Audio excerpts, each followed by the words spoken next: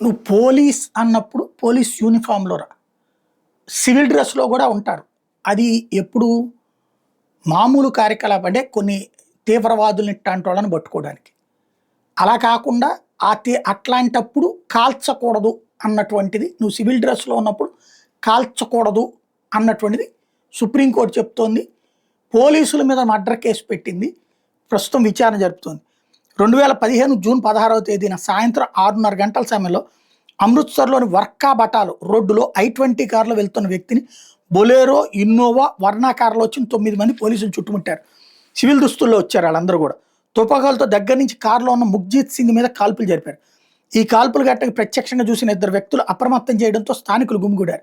ఈలోగా డీసీపీ పరంపాల్ సింగ్ అక్కడికి వచ్చారు. భారీగా పోలీసులు మోహరించే కారు నెంబర్ ప్లేట్లను తొలగింపు చేశారు. ఈ ఘటన మీద నకిలీ ఎన్కౌంటర్ కేసు నమోదైంది. ఈ కేసును రద్దు చేసేందుకు పంజాబ్, హర్యానా హైకోర్టు 2019 మే 20వ తేదీన నిరాకరించింది. దీంతో పోలీసులు సుప్రీంకోర్టును ఆశ్రయించారు. ఈ కేసులో డీసీపీతో పాటు పోలీసులను ప్రాసిక్యూషన్కు ముందస్తు అనుమతి అక్కర్లేదని సుప్రీంకోర్టు ధర్మాసనం స్పష్టం చేసింది. వీళ్ళు సివిల్ దుస్తుల్లో వస్తే అధికారిక విధులుగా భావించలేమని పోలీసులకు తేల్చి చెప్పింది.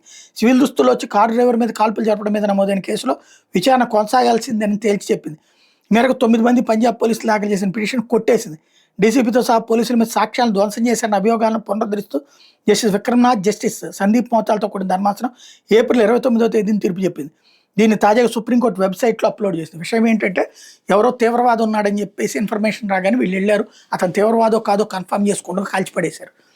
అప్పుడు చుట్టుపక్కల వాళ్ళందరూ పోగయ్యేటప్పటికి ఆ కేసును తారుమారు చేసేటటువంటి ప్రయత్నం చేశారు. అది ఇప్పుడు జరిగినటువంటి ఇష్యూ.